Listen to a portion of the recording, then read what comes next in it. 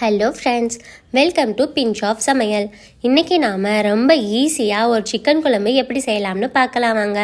இந்த ரெசிபி செய்ய தேவையான பொருள் என்னென்னா, ஃபஸ்ட்டு மசாலா பேஸ்ட்டுக்கு 1 டீஸ்பூன் ஆயில், 1 டேபிள் ஸ்பூன் மிளகு, 1 டேபிள் ஸ்பூன் சீரகம், 15 பல்லு சின்ன வெங்காயம், இது எல்லாத்தையும் வதக்கிட்டு அப்புறம் ஒரு 20 கிராம் அளவு தேங்காய் சேர்த்து அதையும் வதக்கி இந்த மிக்சர் கிரைண்டருக்கு ட்ரான்ஸ்ஃபர் பண்ணி நல்லா ஒரு பேஸ்ட் மாதிரி ரெடி பண்ணி வச்சுக்கலாம்.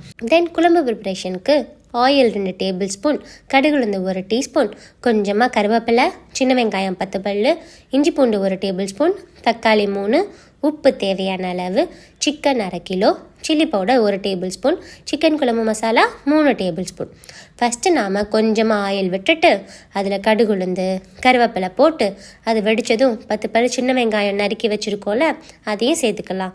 இப்போ இது நல்லா வதங்கினதும் அதில் இஞ்சி பூண்டு பேஸ்ட் போட்டு லைட்டாக வதக்கிட்டு அது கூட தக்காளியை சேர்த்து நல்லா வதக்கி விட்டுக்கலாம்.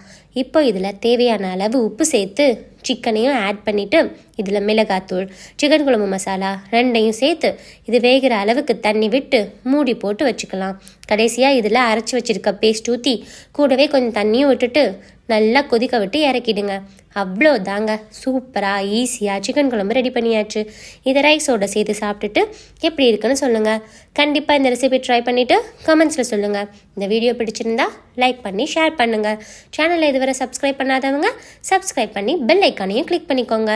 எல்லா வாரமும் இதே மாதிரி ஒரு சிம்பிளான சுவையான ரெசிபியோட உங்களை மீட் பண்ணுறேன். தேங்க்யூ.